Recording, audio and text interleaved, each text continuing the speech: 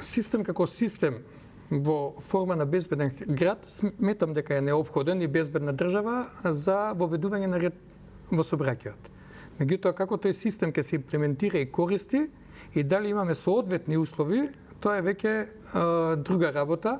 Прво од нас ни треба континуирано и де факто работење на инфраструктурата, за да можеме ние да поддржиме да спроведеме еден ваков систем, бидејќи камерите се поставени на одредени локации, меѓутоа сообраќајот е неконтролиран сега и опасно се одвива на локациите кои не се покриени со системот безбеден град. Тоа е еден аспект. Висината на казните и дали системот ќе се користи за полнење на буџетот или за превенција во безбедноста на сообраќајот отвара друг аспект. Меѓутоа, симптоматично овдека, односно најпроблематичен дел од овој систем безбеден град, според мене е начинот на тоа на заштита на личните податоци. Ние имаме цели процедури и дирекција за заштита на личните податоци и сега тука ние спроведуваме еден систем, а сакале да признаеме или не, секогаш кога ВМРО ДПМН беше на власт, ние имавме афери на незаконско следење на комуникациите на граѓаните. Имавме големо уво во времето на Лјупчо Георгиевски, па во времето на Груевски имавме масовно прислушкување. Нека би рекол секоја власт прислушува. Апсолутно. Докажани случаи ги имаме овие. Јас се надевам, дај Боже, да искочат други случаи ако имало злоупотреби, бидејќи граѓаните, пред се сите ние сме граѓани и никој не сака да биде предмет на следење, слушање и така натаму. Меѓутоа, сега данес дојдеме во ситуација каде што ќе бидеме и следени, и гледани, и снимани, и буквално секој нас чека да се следи и да се гледа. И тука во однос на тоа, кај ќе се чуваат тие податоци, тие лични податоци, кој ќе ги контролира, колку време ќе се чуваат, кој се ќе има увид во нив, тоа отвара сериозни аспекти. Дека се тоа дека ќе има правилник и прашањето ми е дали можеби фокусот ние имавме, еве гледавме, има закон за лиценциран канабис, правилници, контроли, па 5 тони во Србија. Да, некако се добива впечаток во јавноста дали можеби сега барем треба да се даде шанса да се види од аспект на намалување на бројот на сообраќајни несреќи, брзо возење, преминување на црвено светло, па веројатно потоа да се овие законски финеси да се ставаат во преден план, тоа беа дел од дилемите. Ајде повелете вие, господја Марковска. Прво, јас апсолутно го оправдувам системот заради тоа што бројот на сообраќајните несреќи само за еден ден и за една недела се преполови. Дали требаше да се воведе сега? Да. Дали покрај неговото воведување требаше да следи нешто друго? Исто така да. Знаете што? Јас ќе зборувам за проблемите на граѓаните. Проблемите на граѓаните во овој момент се. Прво, вие и претходно беше нормирано максималното возење на градските улици. Тоа беше 50. Работата беше дали некој ќе ве фати кога вие ќе му поминете на жолто спрема црвено, што сега автоматски ќе си платите казна, што е добро, или пак ќе брзате со цел да стигнете на работа, да однесете дете во градинка, на училиште. Тоа е тој сообраќајен шпиц кој што се случува наутро и кој што се случува после 15 часот и точно полицијата тоа го има, односно МВР го има детектирано. Се разбира дека камери не може секаде да има. Меѓутоа, добро е што граѓаните на Македонија тоа без да се пуштаат казни го докажаа дека можат и да возат без казни. Тоа значи дека ние не се разликуваме ништо повеќе од другите наши соседи, дека можеме и само регулација да направиме, меѓутоа дека казните се додатни, бидејќи секогаш ќе има непослушни луѓе. Она што е проблем е следново. Проблем е што беше речено дека секоја една кола која што ќе биде затечена на трепкач и тоа веќе се случува како казна. Сабајлево има пациенти кои што ми зборуваа за доцни или од кои причини како, дека ние прво немаме доволен број на ниту катни гаражи, ниту други гаражи кои би се исползувале со цел да се заштитат колите, дури и оние гаражи за кои што воопшто не се мали средствата што се плаќаат, ви викаат не ви гарантираме за тоа што ќе се случи со вашата кола, а вие плаќате европски цени за гаражирање од 1 час. Да, и доколку е оштетена, знамо лично искуство, никој не ви го гарантира. Тоа не е можно во ниеден европски град. Значи првин треба да се помисли на таа компонента. Втора компонента за мене ќе беше добро доколку набавката на електричните автобуси кои што се планираат и ќе се набават беше во исто време со Safe City. Рачунајте колку ќе се намалеше гужвата од возила. Затоа што и јас ќе се возам во автобус ако истиот ги задоволува стандардите пред се на хигиена. Сега имате нередовен автобуски превоз и имате автобуси кои што се буквално не се изчистени откако се купени. Такси превозот исто така. Тоа се луѓе кои што можеле, има и такси возила кои што се чисти, меѓутоа да не зборувам, јас сум се возела барем една кола во животот, бидејќи долго време не бев возач, положив по стари години што се вика, една кола имам потрошено на такси возила. Воопшто не ме иритира ако возилото е старо, меѓутоа ме иритира ако сопственикот на возилото не сака дури и да си го исчисти и мисли дека сте му влегле во неговиот собствен дом со тоа што му плаќате. Дали може да се смени нашиот менталитет? Зборувам како граѓани, бидејќи некако секој сака повеќе со возило да излегува со автомобил. Сметате дека јавниот добар јавен транспорт и превоз ќе го подобри тоа? Апсолутно. Зошто би оделе со автомобил во кој што вие ќе ви треба да пресметате 2 часа, а ќе ве чини повеќе, а можете да стигнете на работното место со обезбедување на посебна автобуска линија за такси возила и на автобуси со посебна лента за возење, барем во тие шпиц периоди да си стигнете навреме на работа. Прва јас би користела и еден куп мои пријатели. Меѓутоа, ќе зборувам и за еден друг аспект. Во моментов кај нас постојат луѓе кои кога носат униформа, за жал јас носам униформа, ама кај мене доаѓаат не за да се излеж на нив да се буквално да се живувам.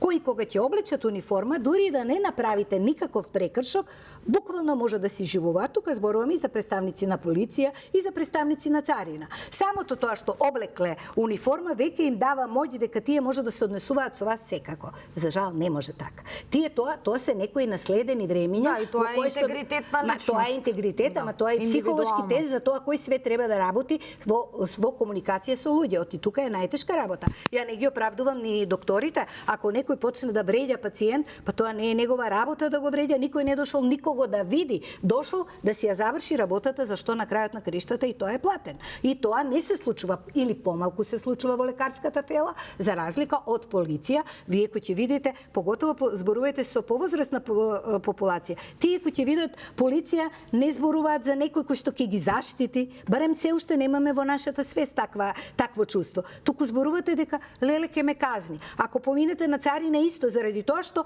постојат експоненти од тие луѓе, не зборувам за сите, има прекрасни луѓе, прекрасно воспитани и млади и повозрастни, кои што со тоа сопствената немоќ ја претожираат преку малтретирање на оние кои што мора да поминат и кои што треба да бидат или да не бидат каснати. Значи, се согласивме дека Safe City како систем е потребен и корисен, меѓутоа исто така мислам дека ќе се согласиме. Во делот на контролата јас не се согласувам. Многу ми е важно. Ако тие камери постоеле 15 години, ние барем јас за себе зборувам. Јас дознав за Safe City кога беше убиството на девојчето од страна на сегашните обвинети. Да, но во голема мера не беа тие не беа активни, не беа во функција. Меѓутоа беа за потребите на селективно. Не, има камери кои контролираат за жал неколку институции. Има камери кои се во контролниот центар на јавното предпријатие улици и патишта по град Скопје, има камери кои се под МВР. Контрола на МВР и на ние не знаеме каде е таа контрола и каков е системот на заштита на лични податоци. Меѓутоа, сосема се согласувам дека за да зборуваме ние за безбеден сообраќај, не можеме да зборуваме само за тоа дали како ќе действува системот, еве конкретно сега Safe City и дали граѓаните ќе почитуваат во делот на казни и така натаму, а без да зборуваме за функционален и редовен јавен градски превоз, тоа е број 1 и за растаретување на сообраќајот и за безбеден сообраќај и за подобрување на условите за заштита на животна средина и чист воздух. Да имаме соодветна инфраструктура. Не ми беа, извинете, вака не сакам да ви упаѓам во збор. Не ми беа јасни мотивите дека кој ќе ги чува податоците. Знаете, секогаш крадецот вика фатете го другиот крадец. Ако некој чисто работела 7 години постојат тие камери, исто во времето на Социјалдемократскиот сојуз. Тоа значи дека тие ги злоупотребувале податоците, па сега се плашат немојава власт да ги злоупотребува. Вака зборувам како граѓанин без никаква желба за напаѓање. Камерите од МВР се поставија сега. Па се тестираше системот, не? Да, беа инициирани Оливер Сташовски, меѓутоа системот Safe City се постави сега, а имаше пред тоа некој систем и контролен центар за сообраќајот од страна на улици и патишта. Да се разбереме, без разлика која власт била. Мора строго да се запазени процедурите за заштита на лични податоци и не само со камерите во сообраќајот. Ние имаме камери на многу работни места. Во многу институции, и треба да биде државни, запишано каде е дека постои видео надзор. Ние треба да Тоа е по знаеме закон. и како вработени, и како граѓани кој се има увид малтене во нашиот приватен живот. Не дека ние се плашиме дека нешто правиме, меѓутоа И да се плашиме, тоа е наша приватност. Наше лично и верно Така е. загарантирано право. Меѓутоа во делот на сообраќајот и тоа дали ќе биде функционален, односно дали системот Safe City ќе има ефект, да не биде само за полнење казни, не може да има системот ефект ако немаме функционален и редовен јавен градски превоз, да имаме безбедни улици, бидејќи како што граѓаните имаат одговорност си имаат и институциите, и локалните самоуправи во делот на сообраќајната инфраструктура, и државата, и градот Скопје, и во однос на функционални велосипедски патеки, и во однос на паркинзи, катни гаражи. И обновување исто така на сообраќајните знаци, во однос на тоа што голем дел луѓе ги чекаме денеска не го автобусите никако да стигнат. Колку време ви треба да стигнете со Safe City до клинички, уште повеќе ви треба таму да најдете паркинг на клинички центар. За сметка на тоа што нема паркинги, нема катни гаражи, нема зеленило, нема велосипедски патеки, гледаме згради никнуваат на секој чекор буквално. Има буквално градежна експанзија.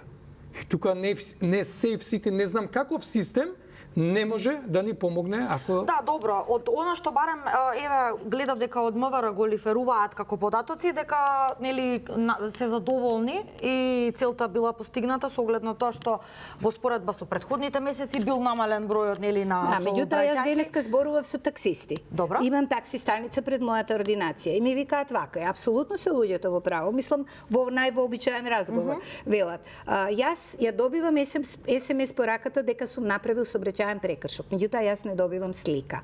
Како јас треба да утврдам дека имам слика? Значи ќе постои посебен пункт во кој што вие треба да чекате за да ја добиете сликата, а меѓувреме априори, иако се работи за две страни кои во старт имаат исто право, ако одиме на суд, и државата и самиот клиент, односно пешак, патник, возач на било какво моторно возило, треба сликата да биде подеднакво и за тие што ќе ја наплаќаат казната достапна и за оној. Не, тој што ја плаќа казната да мора да си го остварува правото преку чекање. Така да тој систем е присутен во странски држави. Вие ја добивате сликата, си ги гледате податоците на вашата сообраќајна доза и блурирани луѓе кои што околу ги возите. Пак се отвара прашањето, не секој има телефон што го поддржува тоа и што може да ја добие. Ама има секој мобилен телефон. При регистрација на возила моментално оставате мејл и број. Имејл оставате. Не значи дека секој па се добро е обврзан да има мејл и така натаму.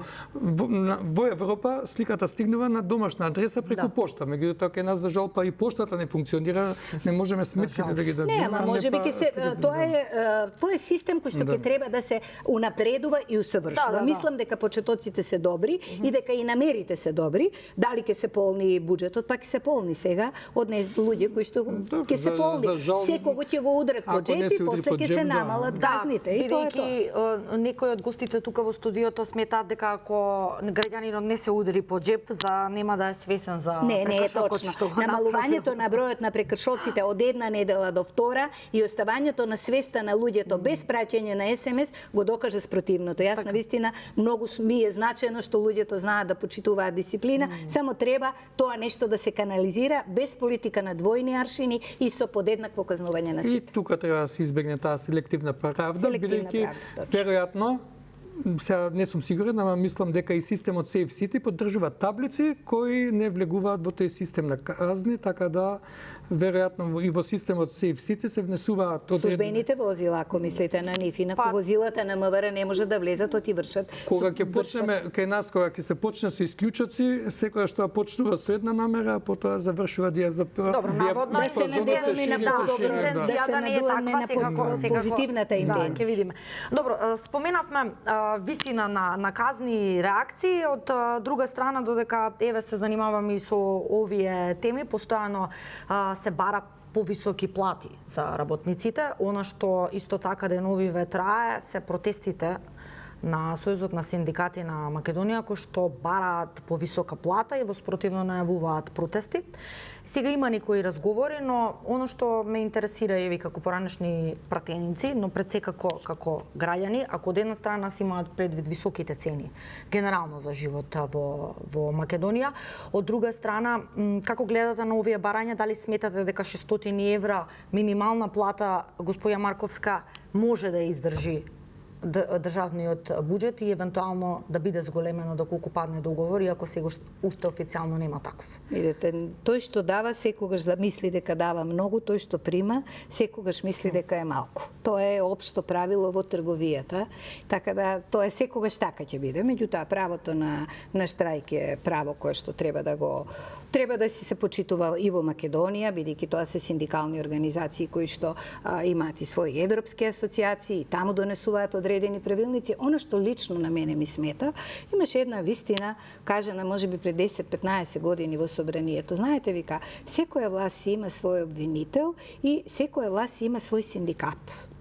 Тој паралелизам страшно многу ми смета. Ако не е синдикатот свој, тогаш секогаш тие барања не се политизираат едноставно. Тоа е она што ми смета. Барањето за повисоки плати е присутно во секој сектор, затоа што нивото на корупција е толку високо што буквално има една мала категорија на луѓе кои живеат добро, а останатата редистрибуција на парите не е рамномерно распоредена. Кај нас има зголемување на сиромаштијата. За жал немаме соодветна статистика, бидејќи таа се уште се смета за формална наука, а по мене е многу значајна и еве патем да упатам една многу позитивна за мене вест, позитивна беше со Министерството за здравство, што е лесна и не толку лесна статистичка операција, меѓутоа направи регистар на доктори кои се во приватно, кои се во јавно здравство, регистар на здравствени работници. За некого тоа изгледа лесно, меѓутоа ако вие предлагате да правите реформи во одреден систем, токму заради тоа и Европската унија кога почнува со отварање на кластерите, еден од првите кластери, ако не и прв, е кластерот за статистика. Статистиката мора да биде точна, што значи дека ние се уште не знаеме точно колку се примањата на еден наш граѓанин. Зборуваме и за помеѓу другото и за платите. Затоа што тука имаме многу сива економија, затоа што имаме многу додатоци кои што нигде не се регистрирани, инаку и со 600 евра не може да се живее во Македонија. Тоа е крајниот одговор. Меѓутоа, она што беше најавувано дека оптеретувањата на буџетот сега пак зависи тоа колкав буџет ќе проектирате и колку буџетот ќе успеете да го реализирате. Јас не сум стручњак за таа област. Меѓутоа, верувам дека секоја една влада, па и оваа, сака да ги задоволи потребите на оние кои што штрајкуваат и дека тука мора да се најде некакво решение, кое за жал глобализација тако прави своето. Имате незадоволни работници сега, секаде. Имате во Грција, имате во една Германија која беше поим за свет, за европската економија, има масовни отпуштања, што заради вештачката интелигенција, тука и заради тоа што таквов е во моментот светот во кој што живееме. Мислам дека треба да се најде барање во кој што платите би можеле некакво заедничко решение во кој што платите она што го нуди владата и она што го бараат синдикалците ќе се најдат некаде на средината. Ацески, треба ли воопшто да се политизираат, да кажеме, овие барања, без разлика дали од власт или опозиција на синдикатите, или сепак треба да се имаат предвид животите на работниците? Од аспект на тоа дали можеме да се дозволиме како држава и како буџет зголемување на платите. Да, бидејќи работодавачите постојано тоа го зборуваат. Ако сме четврта економија во Европа, или сега последно премиерот гарантираше дека ќе бидеме пета економија во Европа. Ако имаме историски раст на БДП, како што кажува. Ако имаме историски, тоа го покажуваат. 20% раст на индустријско производство. И како не можеме да се дозволиме минимална плата да зголеми, а најниски плати во регионот минимална плата. И сега тоа едно со друго не иде. Значи некој прави огромен профит на сметка на работникот, а плата не му дава. Да. И тоа не иде. Од друга страна, ако веќе буџетот не може да издржи, јас апсолутно го поддржувам синдикалното движење и тоа не е од аспект на опозиција, мислам. И власт и опозицијата не се согласувам дека имаат своји синдикати. Имаат политизација максимално. И до сега имало. Не зборувам за овој синдикат за да не бидам погрешно сватена. Секога за мене единствена светла точка во овој период во Македонија е синдикалното движење, Сојузот на синдикати на Македонија. И од аспект зборам тука од аспект на општествените движења во државава. Ниту власта испорачува нешто, ниту па опозицијата е коректор на власта и пружа опозицијска борба.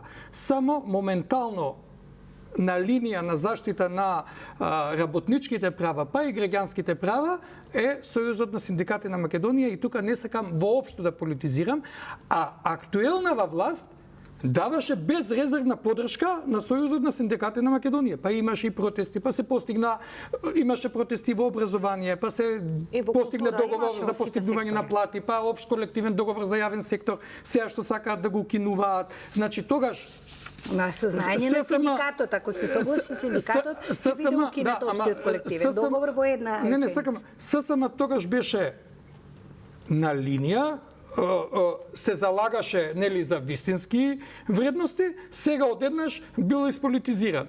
Тогаш па беше контра таа влада, сега е контра оваа влада, тоа се кажува дека политичките партии се лицемерни, а Сојузот на синдикати на Македонија за среќа останува на линијата на заштита на работничките права без разлика која власт е. Сега од аспект, ако буџетот па не може да си дозволи, они имаат многу добар предлог. Дајте тогаш, не може буџетот за едни да е мајка, за други маќа. Ако нема пари за минимална плата 600 евра, на толкав голем раст на цените, потрошувачката кошница достигна фантастични бројки, дали може или не може да се издржи, секој од нас знае.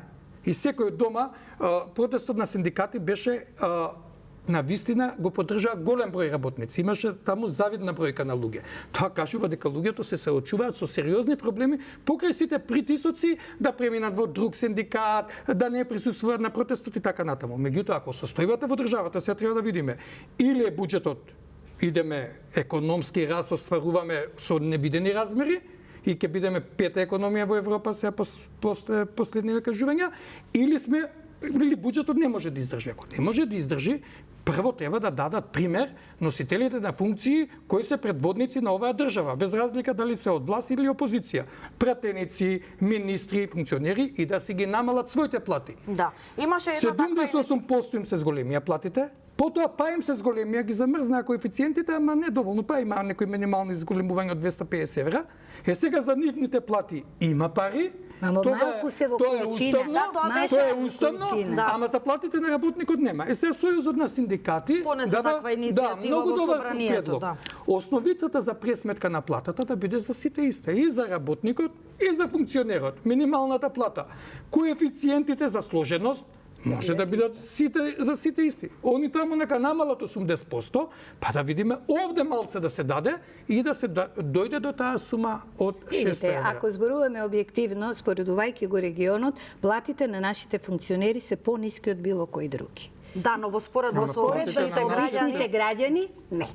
Во споредба со обичните граѓани и таму и тука. Дали е 500 или 600 евра, толку се движат некаде во регионот, 500-600 до 700 евра. Тоа е мала и најниска плата. Ја верувам. Меѓутоа, мислам дека повторно ќе зборувам за редистрибуција на парите. Мали е бројот на фирмите кои остваруваат огромен профит во однос на оние фирми кои што можат да придонесат и во фондот за пензиско, и во фондот на здравствено осигурување, и во делот на даноците према управата за јавни приходи, затоа што најголем број на вработени во Македонија се фирми кои што имаат од 20 до 5. Да, и делот работодавачите велат не можеме да издржиме доколку се големи, и тоа е прашање. Работодавачите, проблемот е кај владата. Зошто? Владата се однесува како нем наблюдувач. Они биле само посредник, олеснувач во преговорите. Како ги се договорат? Они треба да помогнат тој договор да се постигне. Како? Синдикатот имаше многу добар предлог, владата да се откаже на одреден период за дел од придонесите. Работодавачите тогаш го прифатија тој предлог, меѓутоа после одреден период ќе имаше многу поголеми придонеси и тоа ќе чинеше владата. Мислите да се откаже во делот на зголемувањето од придонесите према пензиско и здравствено осигурување? Тоа ќе чинеше државата 120 милиони евра. Имаше прецизна пресметка. За 120 милиони евра, а на толкави задолжувања или толкави трошење пари на непродуктивни Тие 120 милиони мора да се Добро, сега има обезбедат. Тие би се обезбедиле тогаш од казните или од некои други Небе некој Ама начелен ние имаме- договор имаат за соупос 8% да се зголемува за 3 години. На тока, како што не, тоа со УПОС станува збор само за 7800 вработени. И тоа е мал Во број делот на на судската вработени. администрација, они бараат 30, они земаат најниски плати, а бараме ефикасно судство и ефикасна државна управа. Не, зборуваме за администрацијата во судството, не зборуваме за судиите. Ама не може судијата да е ефикасен ако нема кој да му го спреми предметот и ако асистенти се нема. жалат постојано на тоа, ако дека тој е на потребна- шалтерот потребна- Јас да ви кажам, со сум најниски вознемирена примања. од тие што ги бранат нивните права, постојано гледам едни исти луѓе кои со години не се сменети, нема да ги именувам по име и презиме, делумно од нив познавам, тие се администрацијата на синдикатот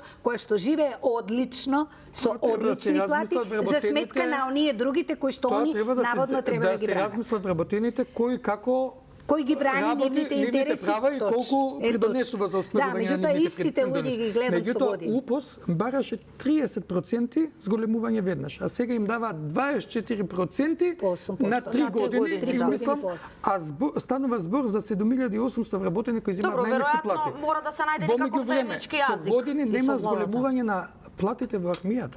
Она што искочија за припадниците на армијата.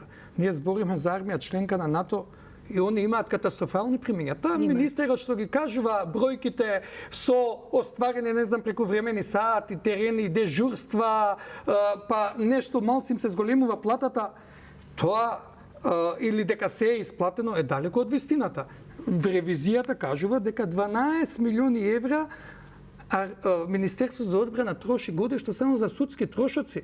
Ако е се исплатено, зошто би тужеле кога веќе ќе им меѓутоа после се договараат со цел да ги исплатат. И имам знам за таков кога им процес во кој што завршуваат се договорите, договараат. па или тужат во меѓувреме за неисплатени средства и така натаму. Меѓутоа, во еден куп институции или области, платата последниве 2-3 години не е поместена, а животот стана драстично поскап видиме и зашто ќе животниот се стандард драстично се намали. Ние секаде се гордееме со членството на НАТО, армијата ја праќаме секаде како ние како дежурен спасувач и за пожари и за кризни ситуации и за се, а платите Еве ќе ви кажам се конкретен далеко пример од во кој другите што ние земји немаме членки на НАТО. синдикат за жал, меѓутоа во Скопје во секундарното здравствено офталмологија постојат 10 ординации, само 10, од кои 6 до 7 може да заминат во пензија, цените не ни се коригирани 12 години.